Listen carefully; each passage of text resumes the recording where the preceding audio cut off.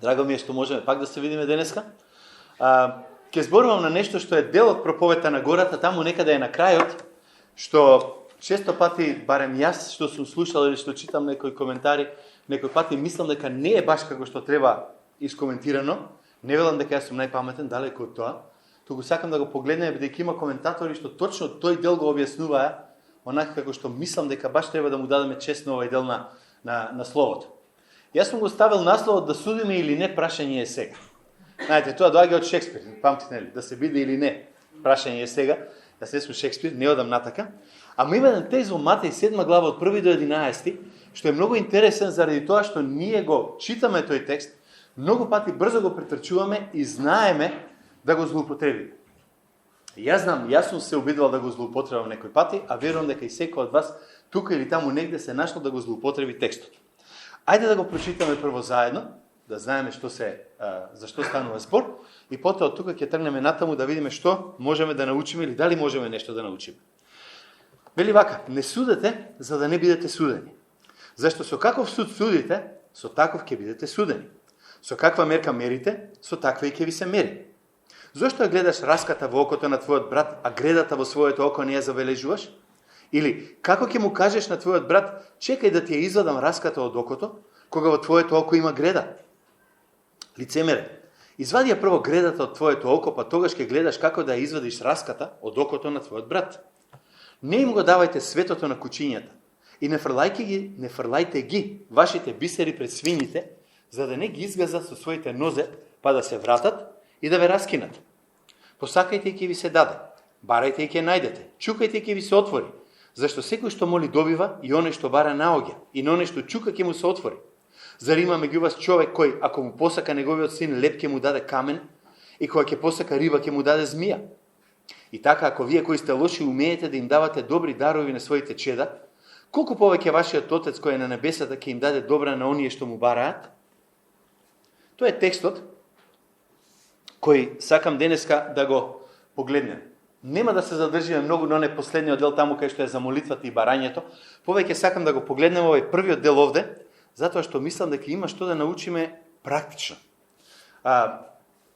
Многу е убаво да зборуваме за теологија, многу е убаво да зборуваме за длабока теологија и да дебатираме дали овој збор означува ова или она нешто, или во кој контекст, што значи грчкиот збор, или во кој, како го викам она, во кое време се наоѓа и така натаму и така натаму.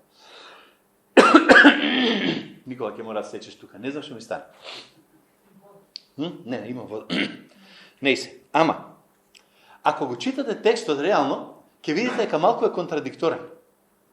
Особено овој првиот дел тука, првите неколку стиха кога ги читам, испаѓа нека многу сериозна контрадикција како да има.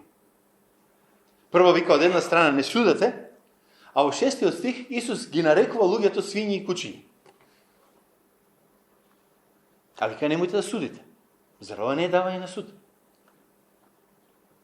Не знам колку сте ги погледнале овие стихови и како сте ги гледале, ама ако малку посериозно погледнеме, барем се надам дека денеска ќе погледнеме малку од по-практичен аспект, наместо од некој по-теолошки аспект, да бараме некој скриено далеко значење, мислам дека ќе најдеме многу интересни поуки прво за нас.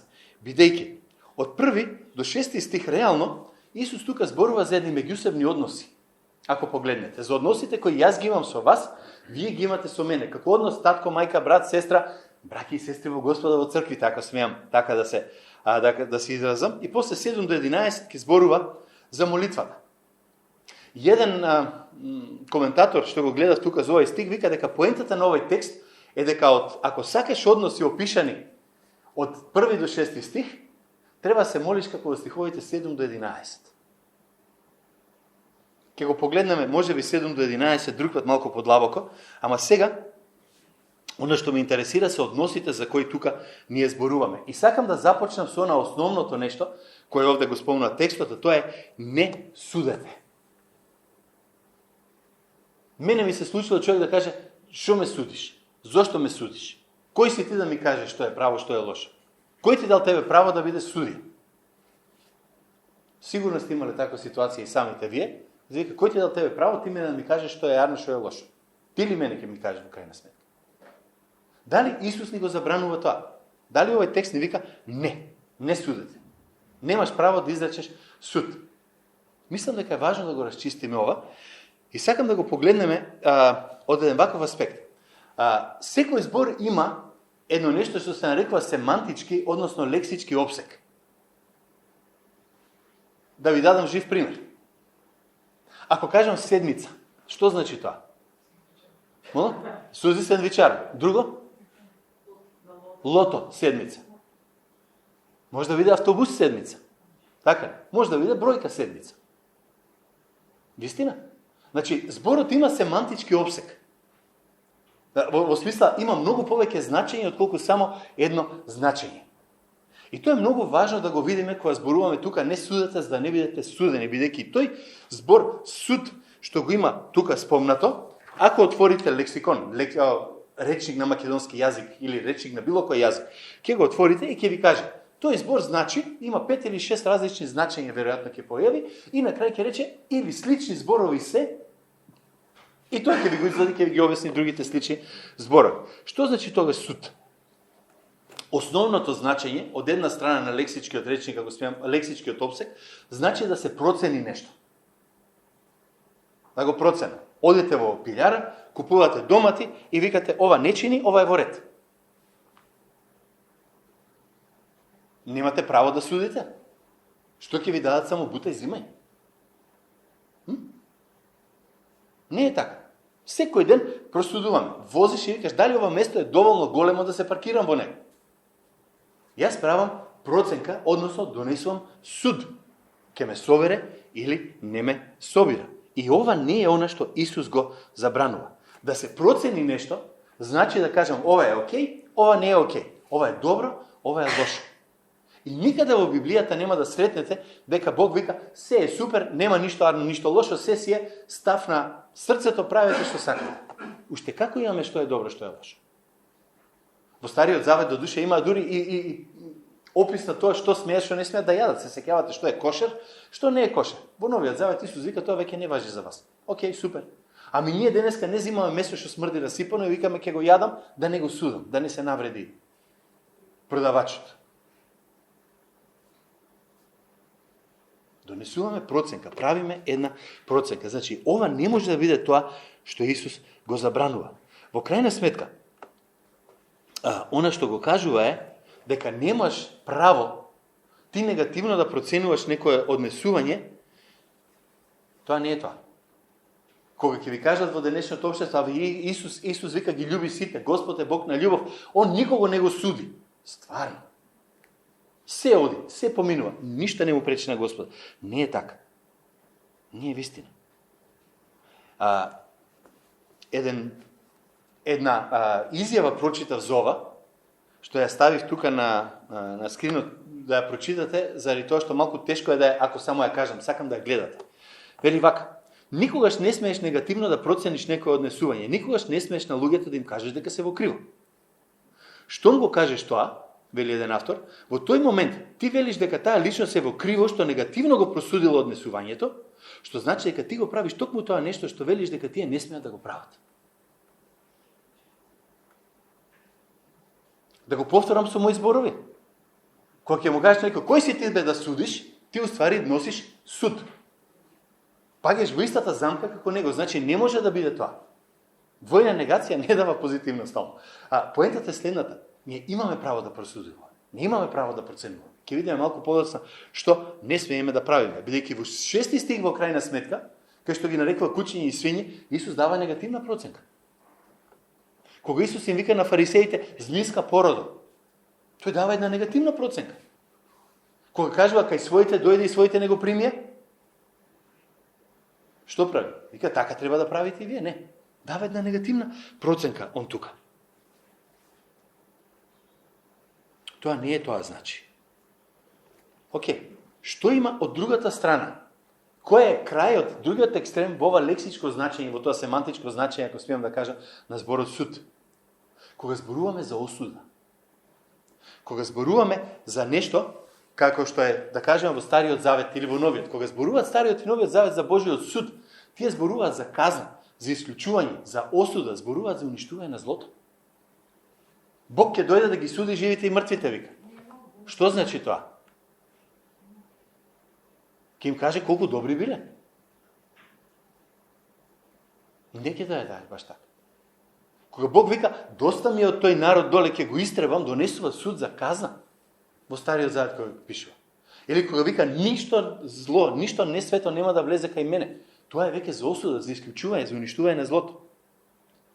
Сега, што е разликата? Разликата е кога човек има право да суди во смисла на проценка, во смисла на критика, но немаме право да судиме во смисла на осудување. Овој човек за таа постапка оди у пекло. Ти ќе завршиш во пекло за ова што го правиш. Тоа не е моја јас да го судам. Моje да кажам ова е погрешно, Господ нека ти се смилува. Моje не е да кажам ова е погрешно, одиш у пекло, ево ја те судам на пекло. За тебе нема спас. Ние имаме право да процениме, имаме право да просудиме, имаме право да кажеме ова чини, ова не чини, немаме право да го донесеме финалниот суд. Финалниот суд е Господ. Тука да ги разграничиме тие две ствари. Значи, кој си ти што судиш, која е разликата? Разликата е всушност ставот. Ево во Римјаните 14:10. Погледнете што вика. А ти зошто го осудуваш својот брат? Или пак ти зошто го презираш својот брат? Сите вика ќе застанеме пред Христовиот суд. Што е поентата? Јас имам право да ти кажам на тебе дека грешиш.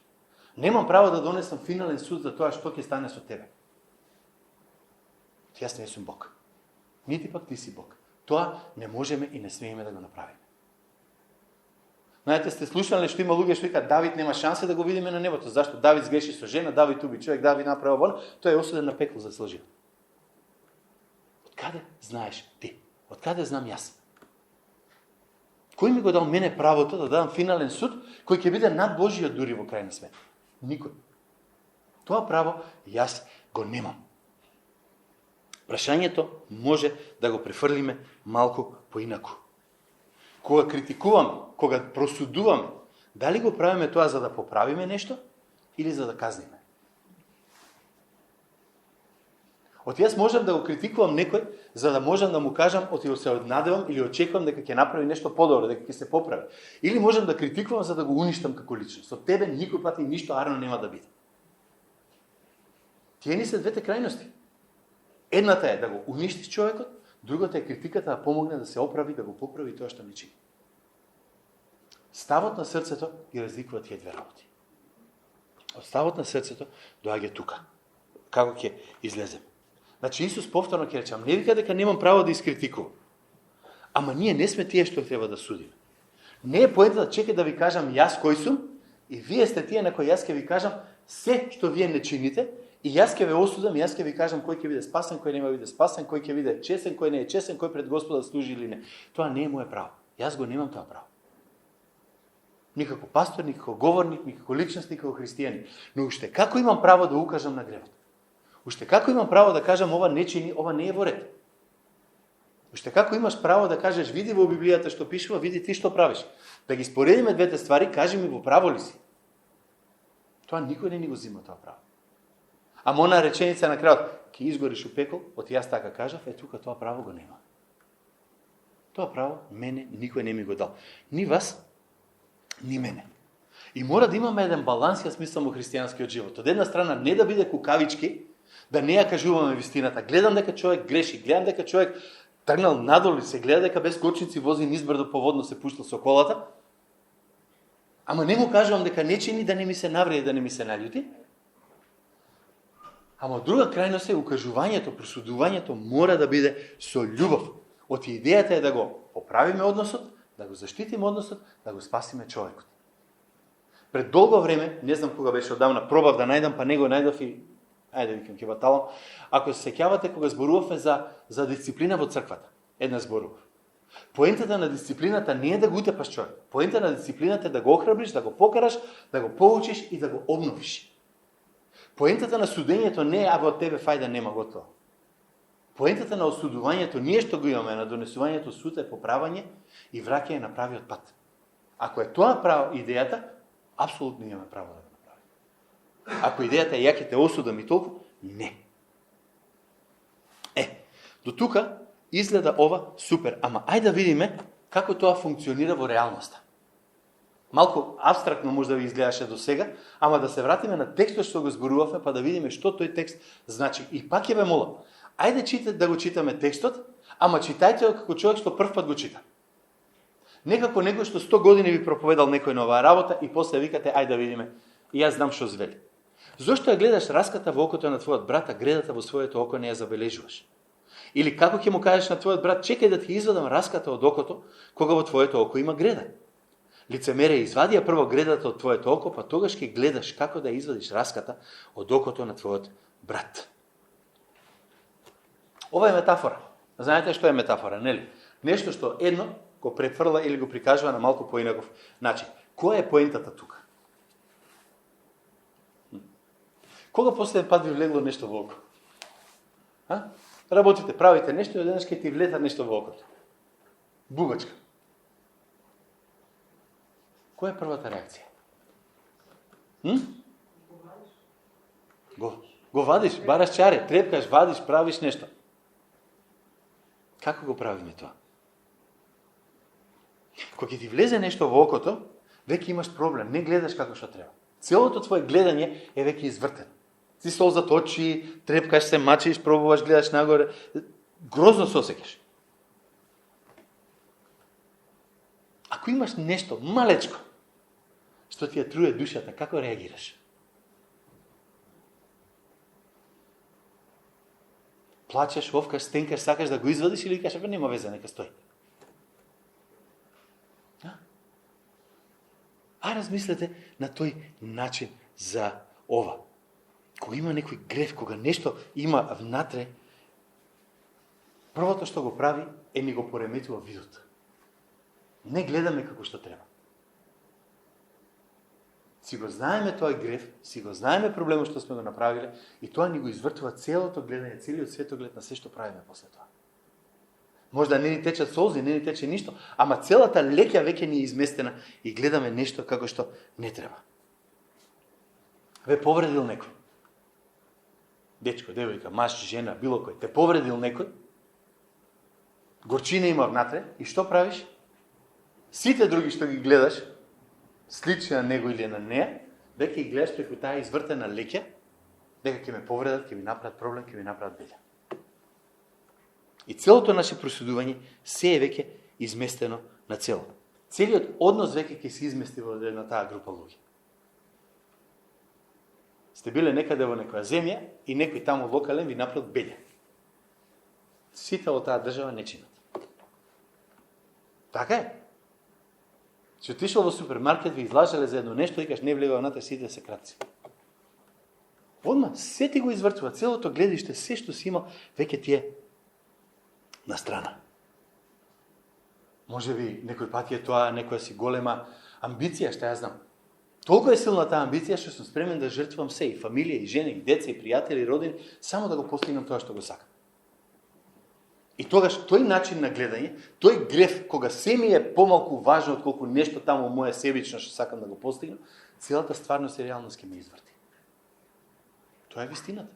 Тоа е она што вика тука. Имаме можда раска, нешто ситно внатре, ама ни прави проблем. Што правиме кога ќе се случи нешто такво? Ќе ти влезе нешто во окото, што правиш? Се мачиш сам, овкаш, стенкаш и доаѓа човек и вика, чекај, имав тука една клешта, да видам ако може нешто да извада. Нели? Или дај да го видам окото што имаш внатре.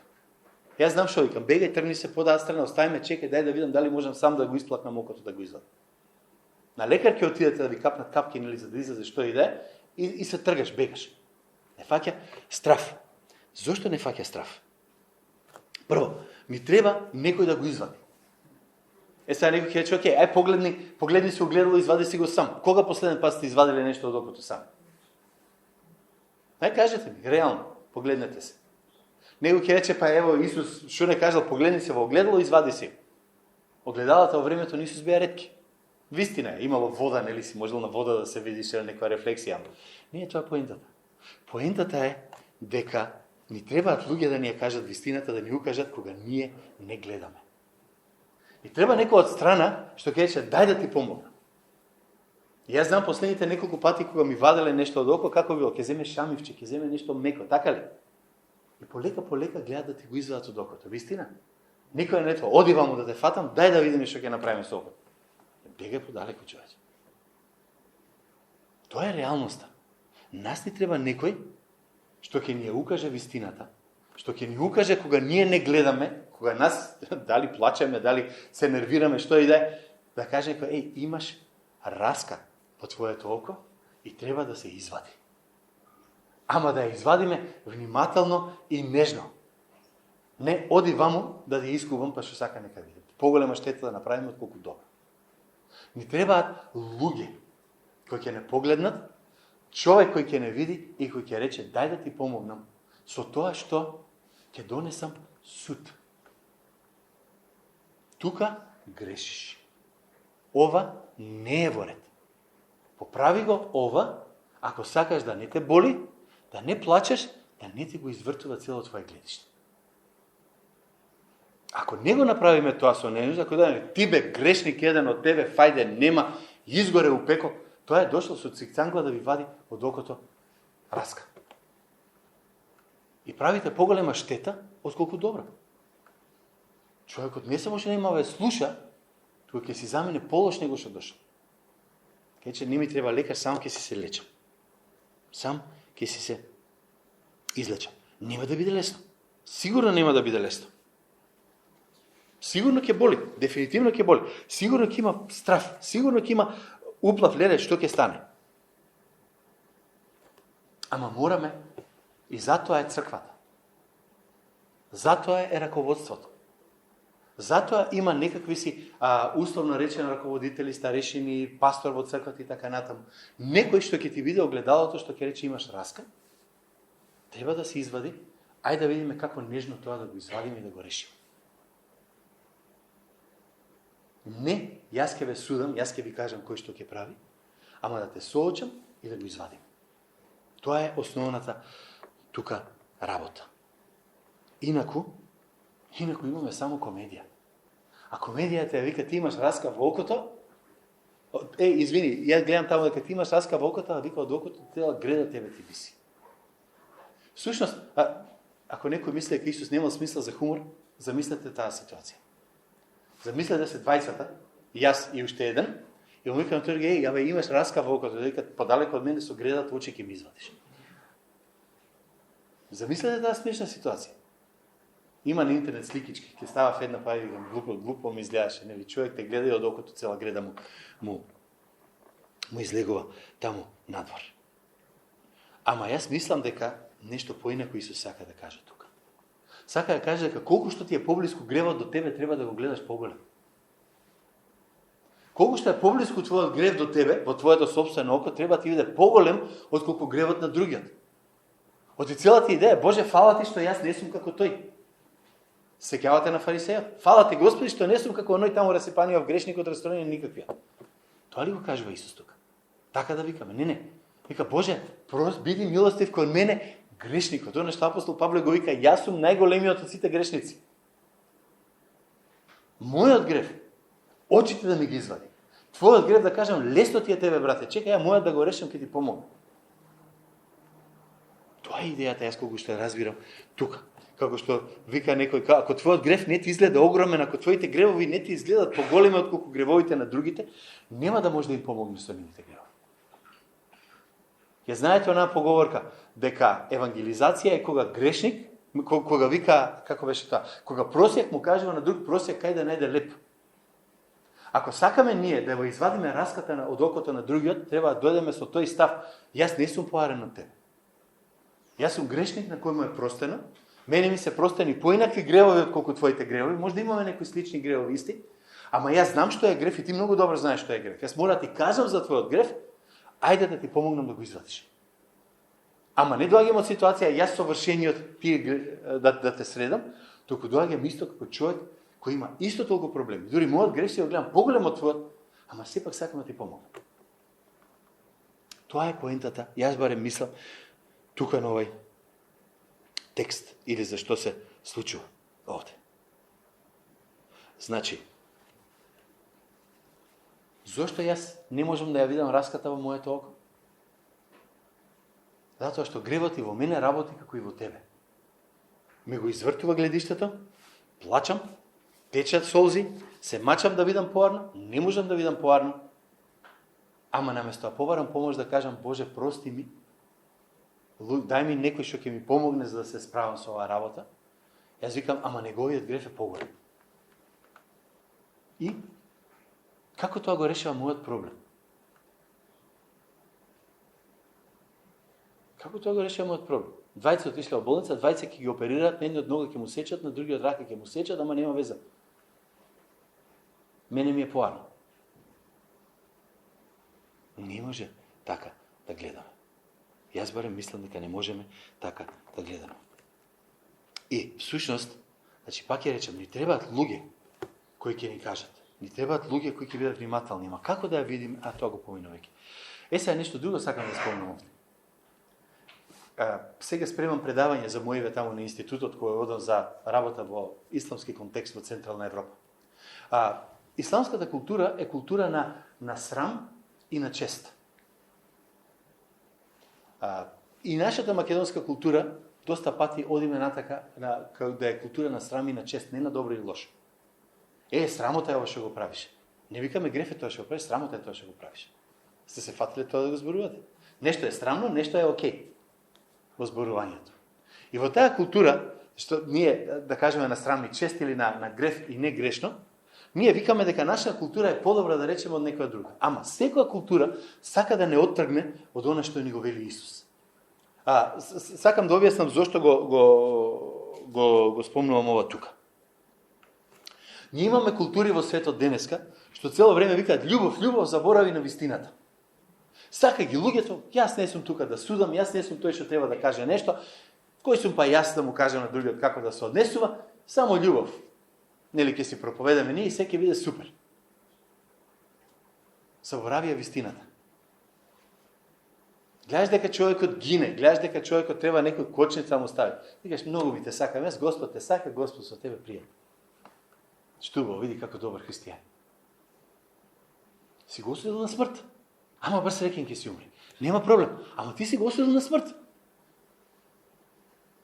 Реално. И ќе бидеме соучесници со таа работа. Од друга страна пак имаме еден куп народ, особено по црквите, кај што цело време се зборува вистина, вистина, вистина, ама заборави на љубовта. Ова сум го спомнал, оваа изрека има милион пати ќе ја сретнете во многу книги христијански, кај што вика дека христијанството е единствената војска, единствената армија што ги убива своите раници. Дека христијанството е единствената религија каде што човек ќе дојде се мачи со гревот, вика Господи помагај, брате помагај и сите му рипаат на главата и го толчат да го убијат. Наместо да се најдат да му помогнат. Ама балансот мора да оди помеѓу двете овие крајности, љубовта и вистината. Не можам да те сакам толку многу што ќе те оставам среќен да си умреш, нити можам толку да те мразам што само вистината ќе ти ја дадам без да кажам дека има љубов Божја. Дека раската од окото ќе ти ја извадам полека, нежно, полека, а не на сила. Ќе ти извадам раската со се око и потоа ќе биде слеп, ама нема те боли. Тоа не е поентата. Значи, љубовта и вистината мора да додат заедно. Имаше едно кратко подкастче, една слушав од еден на Тим Келер, он е веќе починат, ама он уште пред 5-16 години викаше, денеска ние живееме, вика, во една шизофрена култура. Знаете што е шизофренија? Дека сега се однесуваш на еден начин, после се однесуваш на друг начин, човек не може да те, крајот не може да ти го најде. Ова не е вистинска дефиниција, знам дека ми се љутат овие онлайн што ме гледаат, ама поентата е таа. Не се знаеш кај си. Што правиш? Зошто викам дека е шизофрена култура? И се согласувам со Келер за таа работа. Заради тоа што од една страна сите зборуваме, јас не сум тој што ќе ти укаже на гревот. Кој сум па јас да ти покажам? Остави го човеков на рајата, пушти го, како вика, live and let live. Живе и пушти го другиот, нека живее, нека прави што сака. Од друга страна, на социјалните медиуми блюеме оган, оти мислиме дека никој ништо не ни може таму. Вистина ли? Љубов, љубов, мир, мир, а гледај, сайбербулинг ќе зборуваат за расправи, за кавги, човек што вака кој ќе ти седне покрај тебе, на мува не, мислам на мравка не гази, и ќе стегне некој коментар онлайн, се живо ќе изгори. Таква е културата денеска. Ние знаеме многу добро дека не можеме на се да викаме супер. Ние знаеме многу добро дека на се не може да биде, уживај си ти, дерај си, баш ми е гајле. Може да викаме така до моментот дека до кожа не ни се добре. Ама исто така пак не смееме додиме од таа другата крајност, да заборавиме на љубовта. Бидејќи љубовта, во крајна сметка, е еден од Божите атрибути, исто како неговата правда, исто како неговата вистина. И затоа, ако не судете, за да не бидете судени со каква мерка мерите, поентата тука е дека ние сакаме да донесеме суд, кој преку нашата љубов и посветеност ќе го донесе другиот до целост, до исцелување, ако смеам така да кажам. Целта не е да осудиме, го решивме човекот, го испративме во пекол, ајде следниот сега нека дојде, нити пак треба да биде, ние толку се ги сакаме сите луѓе, што со љубов ги испраќаме во тој пекол. Тоа е негде кај што таа шизофренија не смее да се појави кај нас.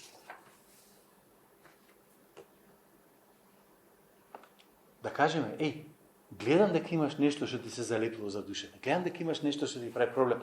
Дозволи ми, преку Божјата љубов, на еден љубезен, на еден нежен начин да ти помогнам да излезеш од тоа. Ако каже, не остави го, што да му правиш? Ама поентата не е да осудиме. И затоа сега ќе дојдам до она една кратка парабола тука, една кратка споредба. Всушност во Новиот Завет има две параболи за бисери. Едната е еден стих, втората е два стиха.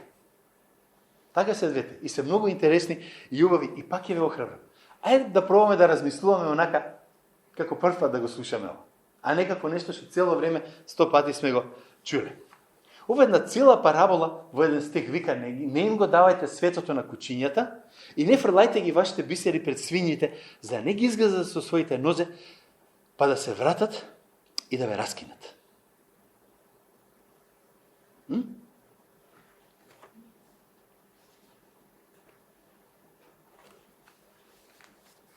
Како сте сваќале ви оваа парабола? Како ја сваќаме оваа парабола? Што ова значи? Јас сум чул луѓе што толку сум горд, јас да го споделам христијанство, стојам фала не.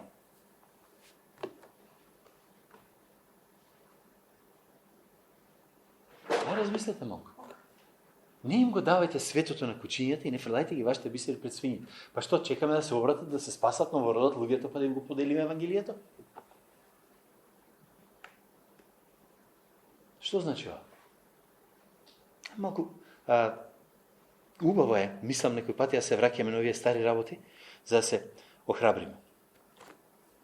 Во Марко беше некаде, не знам точно каде, мислам дека беше таму негде на кај средината на Марко, кај што зборуваше, кај што дојде една жена кај Исус. Беше нееврејка, се сеќавате, и бараше од Исус да ја исцели дете. Исус вика, јас сум дојден, вика, не е добро храната што ја јадат децата да им се даде на кучињата. И памтите нејзината реакција која беше: да, Господи, вика, ама и кучињата се хранат од остатоците, од она што ќе падне од остатокот што ќе им се даде тука. Значи идејата беше дека имаме кучиња кои се домашни. Некои и вие си имате дома куче, си го чувате, си го пазите и така натака. А исто така имаше сигурно и диви, таму не е важно. Ама свињите во принцип за кои зборува тука Исус беа од домаќини. Да, и од каде во Израел свињи. Се сеќавате, имаше еден момент кога и илјадници свињи се издавија. Памтите, и думејците чува свињи. Свињата е домашно животно. Ја чуваш дома. Ај малку да се замислите, што е тоа што домакинот обично фрла на кучињата и свињите? Остатоци и храна, така? Фино. Зошто го дава тоа? За да ги нахрани, нели? А што прави овде домакинот? Што им фрла на свињите и на кучињата? Бисер. Што мисли, ќе ги нахрани со тоа? Ќе им задоволи некоја потреба? Проблемот не е во кучето, проблемот не е во свињата, проблемот е во домакинот. Се обидува да му даде на кучето, на свињата нешто што не е за него или за неа. Се обидува да им даде нешто да голтнат, што тие репулзивно сакаат да го исфрлат и него едноставно не го сакаат. Ова нешто не се јаде. Сега ти на свиња и фрлаш нешто што не го јаде, те гледа тебе и си вика: ти си вкусен, изгледаш вкусно. Се врти, вика, и ќе те нападне и ќе те раскине. Поентата, ти ми даваш нешто што не треба, мојата реакција ќе биде нешто што не треба. Јас барем така ја гледам тука, таа слика што е овде дојдена. И сега, тука е много интересно, заради тоа што Исус тука спомнува две работи. Три работи. Домакините, животните, ако се имам така да кажем, и бисерот. Ако погледнете во остатокот од Евангелието, според Матеј, бисерот е Евангелието. Ајде да ви дадам уште една слика. Втората парабола со бисерот што Исус ја кажа. Во Матеј 13 глава 45-46. Значи едната парабола беше еден стих, ова е 2 стих. Така научете. Царството небесно прилега на трговец кој бара убави бисери. Па штом најде скапоцен бисер, оди и продава се што има и го купува. И тука всушност двете параболи даваат контраст помеѓу една иста работа. Помеѓу свињата и човекот и каков е нивниот однос спрема бисерот. А свињата е нешто гадно. Не може да го изеде, не може да се нахрани од него и сака да го фрли. Од друга страна, човекот вика ќе продаде се за да го добие.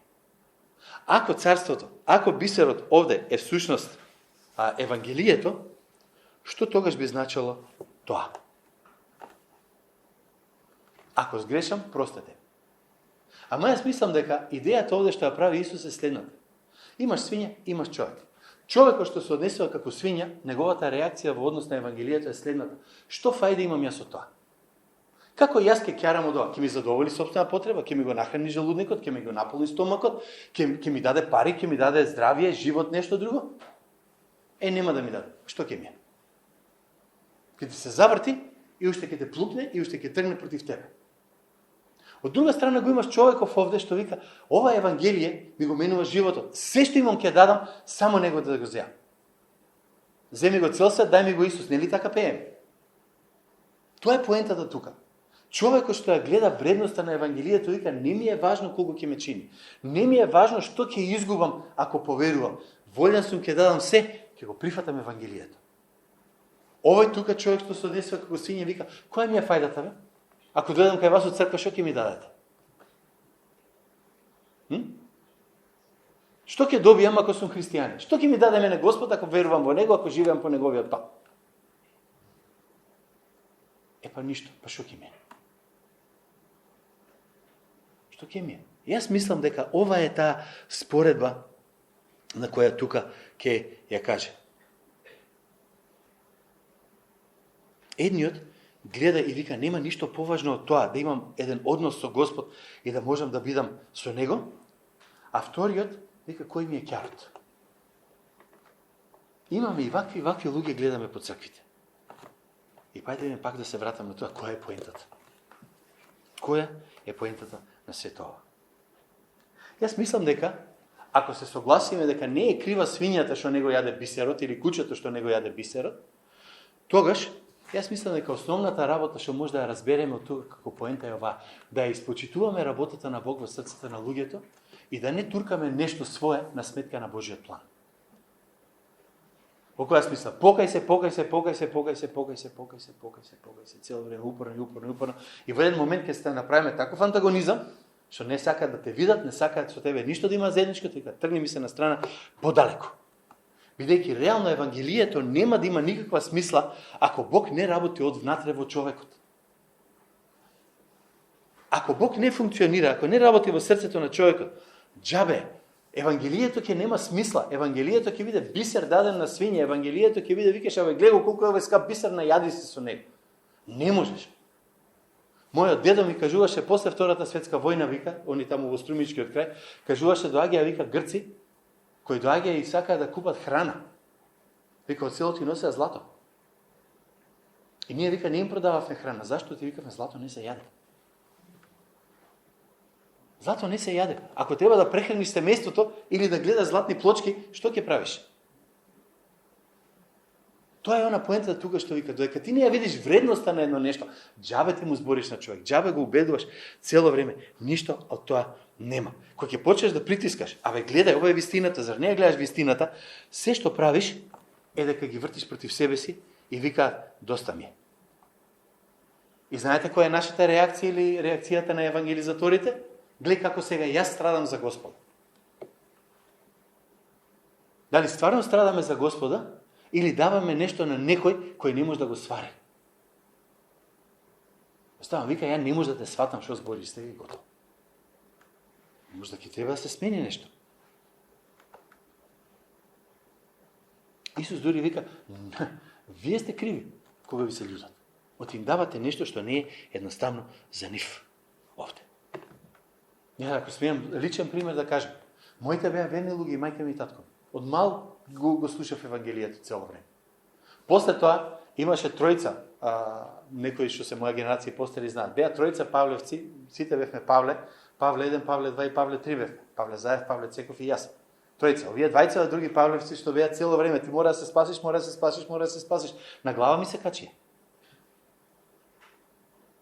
Дека не дојде 6 август 82 година, кога јас бев едноставно морав да донесам решение, Боже, ќе те следам или нема да те следам. И кога барав од Господ да ми прости. Џабе беа он, преку глава ми беа дојден. Џабе ми беше нивното зборување. Дека Господ не проработи во срцето, џабе ти е се. Ние може да сведочиме колку сакаме во оваа црква и луѓе ќе има што нема да не слушаат и ќе одат. Секој од нас има пат кој треба да го помине за Господ да го спаси, да го обрати и да го донесе кај себе си. Има еден пример што јас често го спомнувам, Петар, Јаков и Јован. Ке ми извините, денеска малку ги сум подолг можда. Исус, Петар и Јован, не Јаков. Петар разговара со Исус. Петар цело време нели зборува и Исус му кажува паси ги овците мои и така натаму. После сеќавате после воскресението. Текно на тој момент.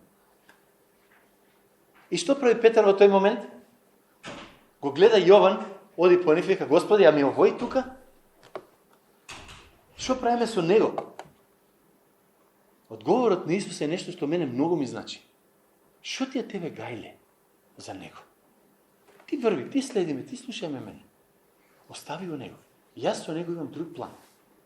Моje е да го споделам Евангелието, моje е да го кажам Евангелието. Ама понатаму, Бог ќе работи во неговото срце на еден начин, во твоето или во туѓето, на некој сосема поинаку тука. Значи, немаме терк, а мораме да ја зборуваме вистината. Главната поента. На брзина, уште 5 минутки ќе завршам, се извинам.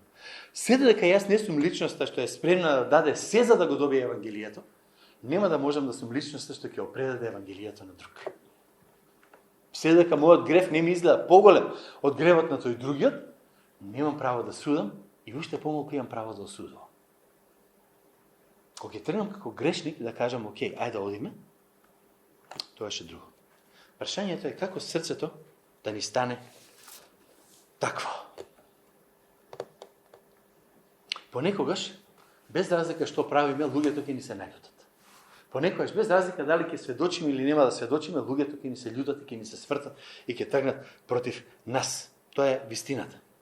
Ама, ако го следиме примерот на Исус, ќе разбереме една многу важна лекција. Прво, Исус кога дојде на земјата, го донесе, викаме, Евангелието, го сподели Евангелието и сите во негово време, па и ти и јас денес му се нафрливме као кучиња и свињи, да го уништиме. Затоа што дојде при своите, вика и своите не го примија. Дојде кај неговите, го прогласи Евангелието кај луѓето што требаше да го разберат и луѓето му се свртеа и рекоа, распни го. Ултимативно го растваа на крст, не го раскинаа со заби, ама го изфрлија. Тука. А сепак беше спремен да дојде, да сведочи за животот и да го даде својот живот за тоа. Оној што имаше право да осуди и да каже, од денес си веќе во пеколот, всушност, на ниеден не чуфне така да каже, само чуфне на тој што беше на крстот, што му рече, од денес ќе бидеш со мене во рајот. Ја кажа вистината. Ја кажа вистината со љубов. Судеше, просуди, дури и осуди во крајна сметка на неколку места. Ама го направи со љубов, не со кеф. Ето, гледате, ве осудив на пекол, ха-ха-ха. Дете што можам. Не. Туку беше со солзи во очи. Сеќавате како беше неговиот суд на Ерусалим.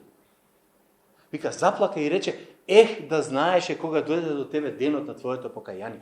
Кога така ќе гледаме на луѓето. Тогаш ќе може да извадиме раската од нивното око, тогаш многу лесно ќе видиме гредата во нашето, тогаш ќе видиме доволно понизно да кажеме, Боже, прости ми на мене грешникот, и тогаш ќе речем на другиот, Господ ми прости, ти знаеш колкава греда имам јас во окото. Дозволи ми да ти помогна со твоето. Спрема тебе, јас сум најголемиот грешник. Навесто спрема тебе видиме светијата, па на сите вас ќе ви кажем што да правите. Кога тоа срце ќе биде внатре во нас, верувам дека луѓето полесно ќе сакат да го чујат она што имаме да го кажем. Како еден бедник, како еден просјак, му кажува на другиот каде да најде леп. Наместо чека да ти кажам, јас сум газда на пекарата. С краја да е. Ајде да се молиме и ќе завршиме се.